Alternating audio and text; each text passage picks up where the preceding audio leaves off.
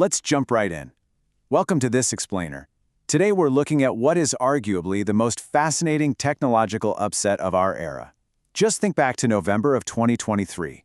It was wild. A shifting reality sent absolute shockwaves through Silicon Valley.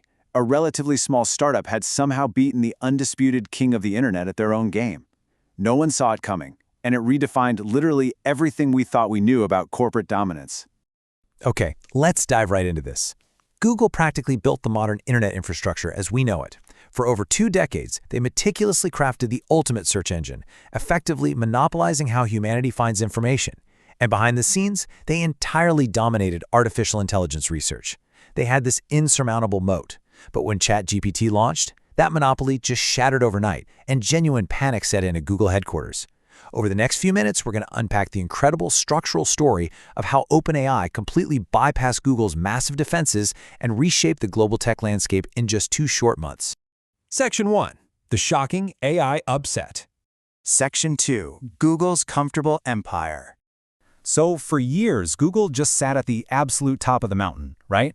They had the brightest researchers and the most expansive compute power on Earth. And here's the crazy part. Back in 2015, Google actually created the underlying architecture called transformer technology. This is literally the foundation of all modern generative AI. By 2022, they had quietly developed these super powerful internal models, things like Lambda, Bard, and dozens of other projects. But they suffered from the classic innovator's dilemma.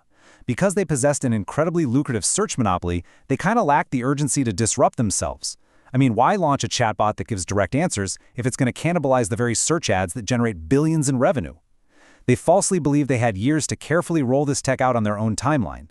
But then, in November of 2022, OpenAI completely upended that timeline by dropping ChatGPT, powered by GPT-4. Section 3. The ChatGPT explosion. While Google was, resting on its laurels, a highly ambitious, super agile team at OpenAI was working at breakneck speed. Backed by bold industry names like Sam Altman and Elon Musk, they quietly trained a massive language model on billions of texts scraped right off the internet. Since they didn't have a massive legacy search business to protect, they could focus entirely on creating a disruptive product, and the result? A global phenomenon. 100 million users. ChatGPT hit that monumental milestone in exactly 2 months. That made it the fastest-growing consumer application in human history. To put that into perspective, it took massive platforms like Instagram and Spotify literally years to achieve what OpenAI did in mere weeks. It was a cultural and technological earthquake. Section 4. Bard's terrible debut. Caught completely off guard by OpenAI's runaway success, Google's response was, frankly, frantic and disjointed. Internal alarm bells were ringing, which famously led to a code red from executive leadership. They rushed out their rival product, Bard, a full 3 months late to the party, and it was widely considered a total disaster. Seriously, internal Google employees didn't even hold back, labeling their own highly anticipated AI as a student who hasn't done the homework. Ouch! It is an incredibly revealing leak that just highlights the sheer panic inside the company. A tech giant known for shipping flawless, polished products was suddenly stumbling over its own feet just to stay relevant in a race they had technically started. So we really have to pause and ask the fundamental question here. Why did Google lose this crucial early battle? How on earth did the smartest, most resource-rich company on the planet drop the ball so significantly? Well, it really comes down to institutional arrogance and deep-seated risk aversion. Google's leadership had convinced themselves that true, consumer-ready AI was still decades away. Plus, they were terrified of releasing anything that might hallucinate or provide inaccurate info, which could ultimately damage their pristine, highly trusted brand. Meanwhile, OpenAI, operating with that scrappy startup mentality, had essentially nothing to lose. They took massive conceptual and reputational risks, executed flawlessly, and capitalized entirely on Google's institutional hesitation. Section 5. The Microsoft Alliance. Now, OpenAI didn't just have a revolutionary product. They found a heavyweight corporate backer who saw this paradigm shift coming from a mile away.